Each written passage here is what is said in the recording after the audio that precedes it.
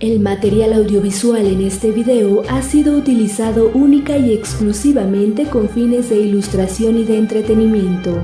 El contenido presentado puede herir la sensibilidad de algunas personas. Se recomienda discreción.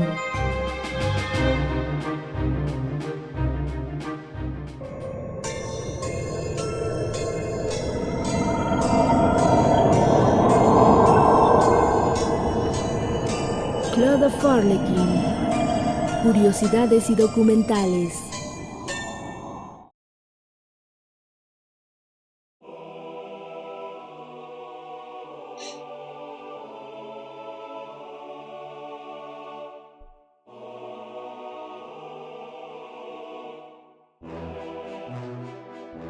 No recuerdo cuándo fue el último video que hice sobre asesinos. He tratado el tema del payaso asesino en la voz de Mystery, Madres Asesinas, Nevada Tank, Ted Bundy. Claro, el tipo de la masacre en Texas, Ed. No suelo tocar mucho estos temas, pero hay muchos personajes siniestros que uno no creería que existen. Y este es el caso de uno de ellos. Te presentaré una nota de Albert Fish, el abuelo asesino. Puedes poner.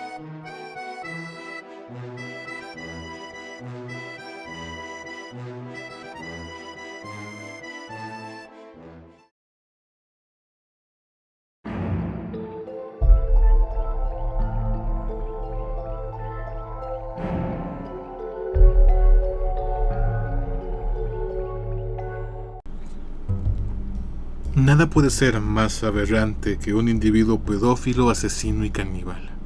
Un ser depravado y malévolo que busca niños en las calles para convertirlo en su alimento y saciar sus terribles inclinaciones sexuales. Pero en los anales de la historia encontramos a un hombre, Albert Fish, uno de los más notables y perversos asesinos seriales del siglo XX. Albert Fish nació el 19 de mayo de 1870 en Washington, D.C. El hombre tenía antecedentes familiares de perturbación mental, empezando por su madre, que decía escuchar voces en la calle y sufría de alucinaciones, además de 2 tíos que estaban internados en un psiquiátrico. Tenía una hermana demente y un hermano alcohólico. Cuando tenía 5 años, su padre murió de un infarto y su madre lo llevó a un orfanato para estar en condiciones de buscar un trabajo y así mantener a su pequeña familia.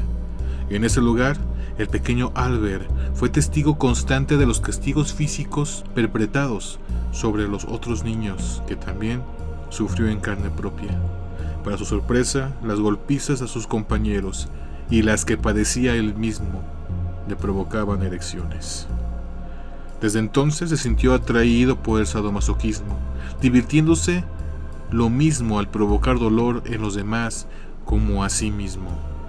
A los 9 años su madre fue a rescatarlo del orfanato, pero la mente del niño ya había sufrido severos trastornos. 3 años más tarde comenzó a tener relaciones sexuales con el hijo de un telegrafista, y ya en su juventud experimentó prácticas con la urofobia y la coprofagia. También comenzó a frecuentar baños públicos para ver hombres desnudos, y a los 20 años ya ejercía la prostitución en Washington, donde fue acusado de violar a un niño. Al igual que uno de sus parientes con desórdenes mentales, comenzó a tener alucinaciones de tipo religioso, con lo cual se fue obsesionando con la idea del pecado, de manera que para él el dolor y el sacrificio personal era la única forma de experimentar una expiación. Hacia los 1890, Fish llegó a la ciudad de Nueva York, donde continuó prostituyéndose. Asimismo comenzó a violar a muchachos jóvenes, una práctica que mantuvo incluso después de que su madre le arreglara un matrimonio. Albert se casó en 1898 y de este matrimonio nacieron 6 hijos: Albert, Anna, Grete, Edwin, John y Henry. Por increíble que parezca, Fish jamás abusó de ellos. No obstante, sus hijos extinguieron innumerables actos de masoquismo. Albert Fish cometió su primer asesinato, un hombre llamado Thomas, en el año de 1910. 6 años después, su mujer lo abandonó para irse con otro hombre llamado John, aunque más tarde trató de regresar al seno del hogar, sin atreverse a terminar con su amante. Según sus hijos, el cambio drástico en su personalidad ocurrió tras el primer abandono de su esposa. Al parecer, el hombre sufría constantemente de alucinaciones y sus hijos lo vieron subir en más de una ocasión en una colina cercana de su casa para alzar el puño al cielo y gritar: «Soy Cristo». En 1919 abusó de un muchacho con discapacidad mental y el 11 de julio de 1924 trató de hacer lo mismo con una niña de 8 años, quien jugaba sola en el patio de su casa. Fish le ofreció dinero para que lo ayudara a buscar una planta comestible en los campos de los alrededores, pero la llegada providencial de la madre de la pequeña impidió que ésta cayera. Frustrado por sus anteriores intentos de asesinato, decidió atacar a un niño de 8 años llamado Francis, que jugaba en el porche de su casa. La madre de Francis recordaba haber visto a un anciano merodeando por el lugar, con la mirada puesta en el niño y en sus amigos con los que jugaba. Poco después, el cuerpo de su hijo fue descubierto en el bosque cercano. El niño había sido cruelmente estrangulado. Vivía obsesionado con el dolor, y él mismo se castigaba mutilándose partes del cuerpo, o bien frotaba su cuerpo desnudo sobre rosas con espinas.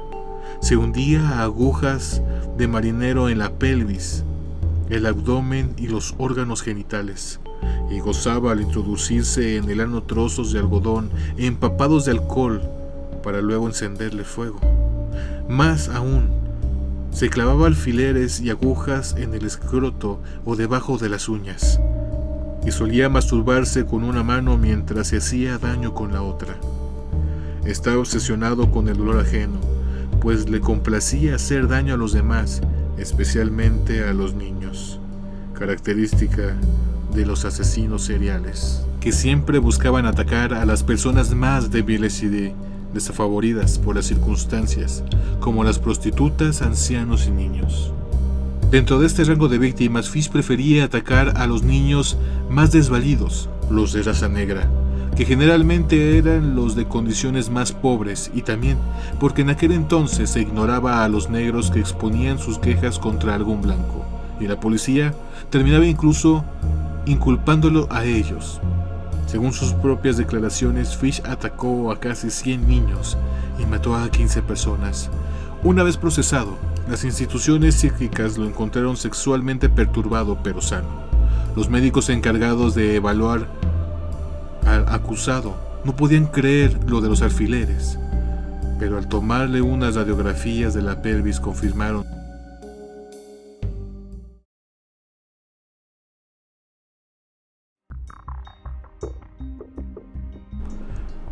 uno de sus más escalofriantes crímenes, y por el cual fue investigado directamente como sospechoso número 1 y después llevado a prisión, fue el caso de Grace Booth, ocurrido en 1928.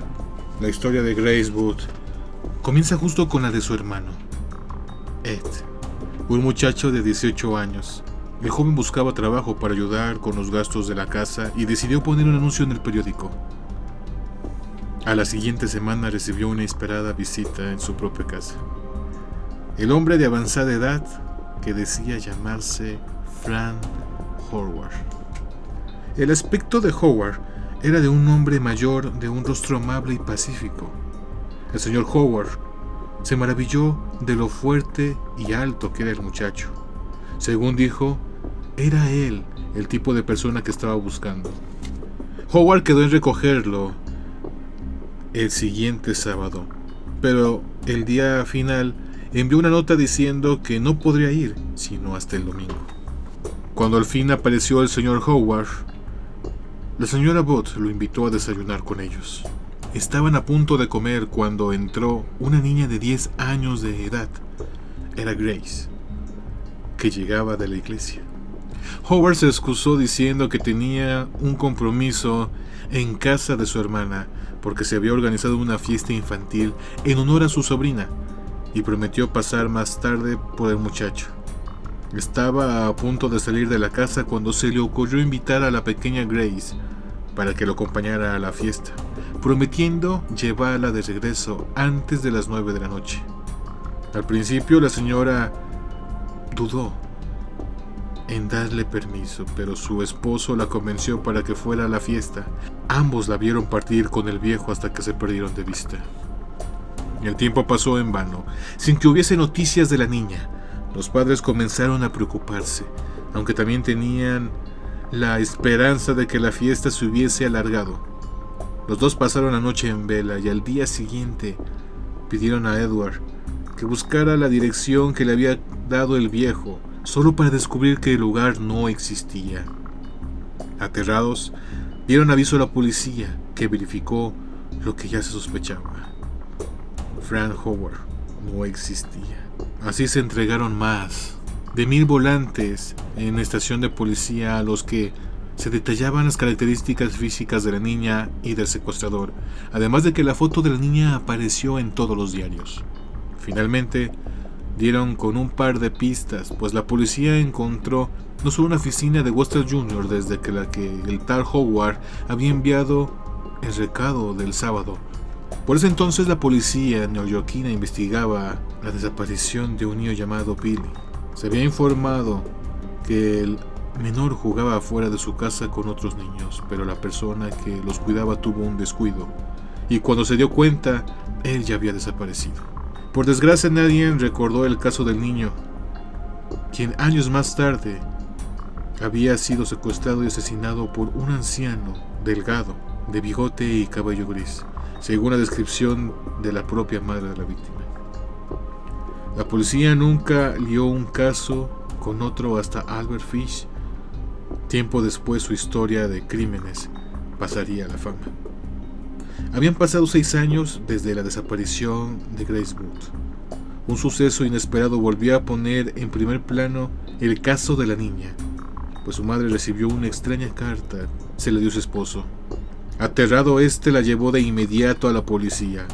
La carta, tal y como la recibieron los Booth, decía lo siguiente: por favor, al momento de leer esta carta, recomiendo discreción. Querida señora Booth, en 1894, un amigo mío se embarcó con ayudantes de cubierta en el barco de vapor Tacoma, siendo su capital John Davis. Navegaron de San Francisco a Hong Kong con destino a China. Al llegar allá, él y otros 2 marineros desembarcaron y fueron a emborracharse. Al regresar al puerto, el barco se había ido. En ese tiempo, China padecía una terrible hambruna. Cualquier tipo de carne costaba de $1 a $3 la libra. Era tanto el sufrimiento de los pobres que los niños menores de 12 años eran vendidos como comida, con el propósito de que los demás no murieran de hambre. Un niño o niña menores de 14 años no estaban seguros en las calles. Uno podía ir a una tienda y pedir carne, costilla o bisteces, y eran traídas al mostrador algunas partes desnudas del cuerpo de un niño, para que uno eligiera lo que más deseara.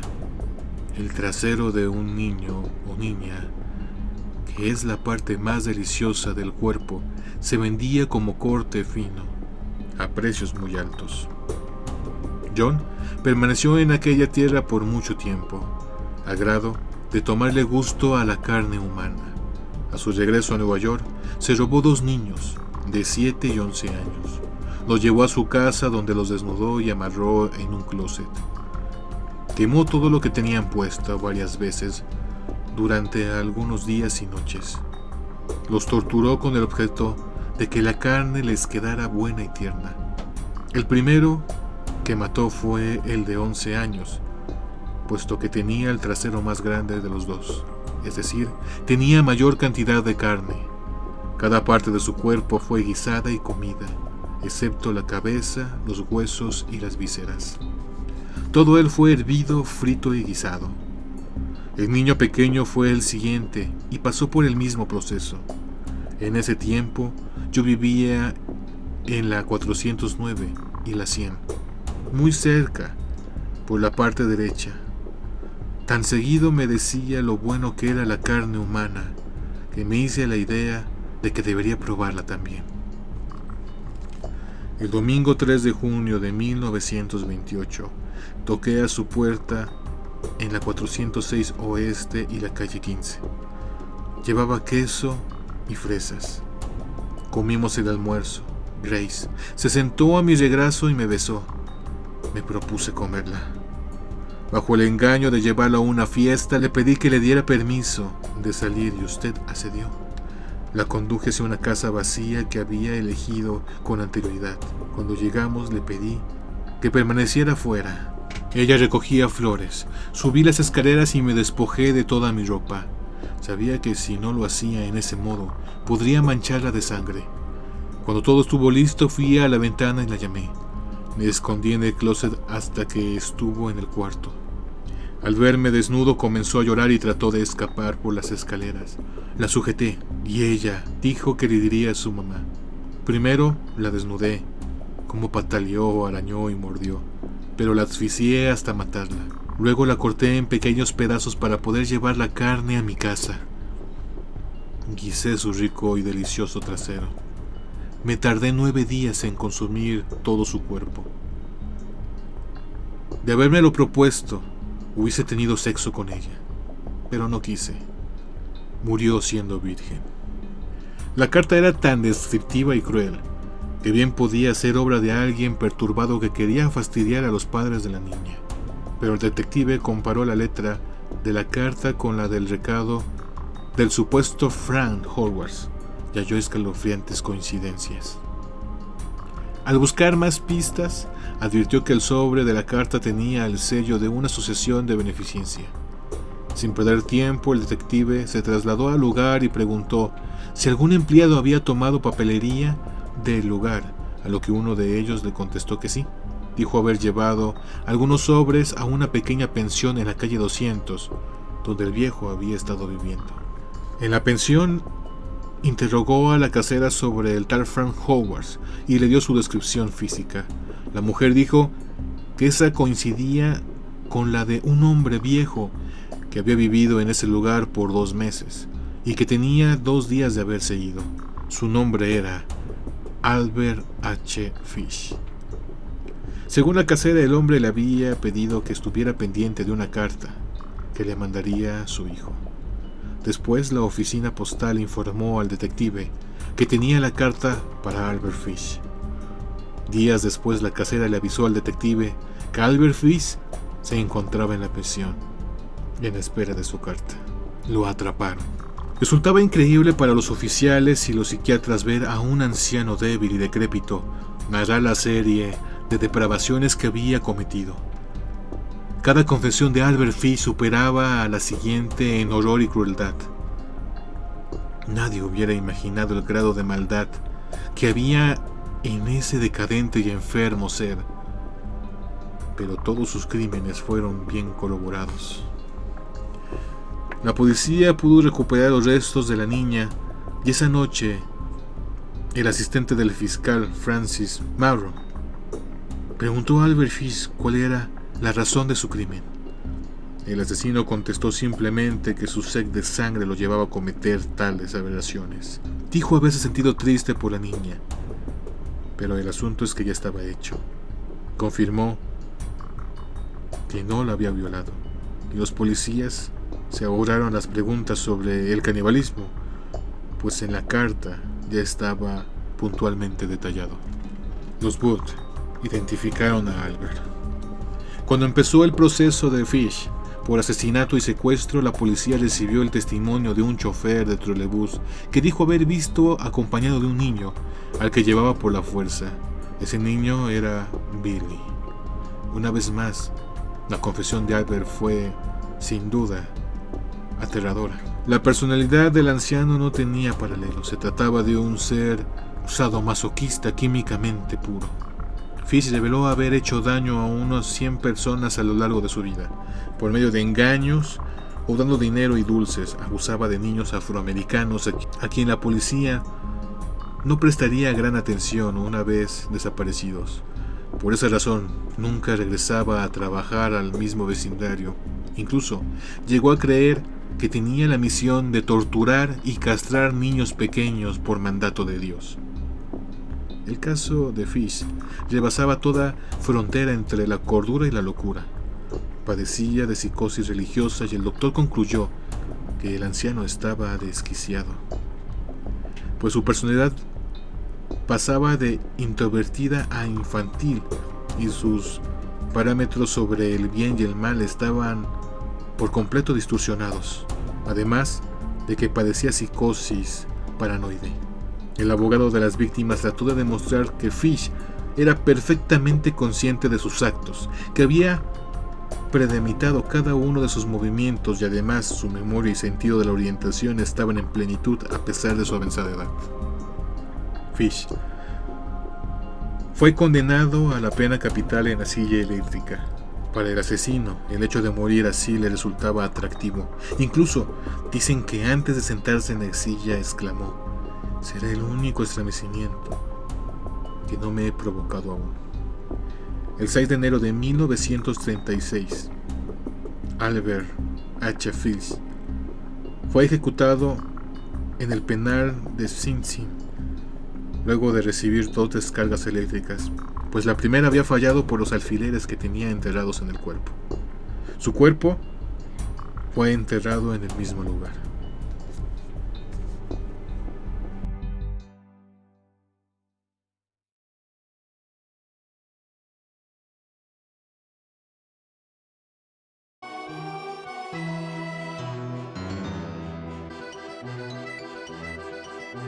Sé que muchos ya conocen a este personaje, pero muchos no.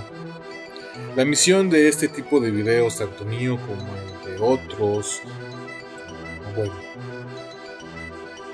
es irresponsable decir que otros tengan la misma misión que yo, así que solamente lo haré por mí. La misión de mi trabajo es informar sobre la maldad y tratar de alguna manera de que se reconozcan este tipo de comportamientos para evitar más desgracias. No es una alabanza a este tipo de seres, porque no encuentro otra palabra para describirlos, sino para evitar que se olviden sus terribles actos. Esto ha sido todo por ahora. Nos veremos en los pensamientos. Nos veremos en el próximo.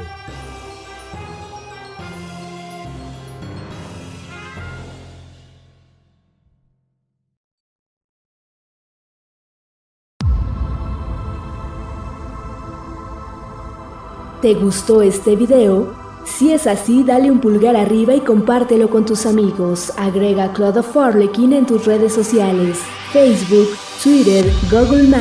Los links están en la descripción del video. Y si quieres mandarle algún tema interesante o sorprendente, puedes ponerte en contacto directo con él en el siguiente correo: contacto_cloud@cloudofharlequin.com. Y claro, deja tu comentario. Esto fue Cloud of Harlequin y te esperamos en el próximo video.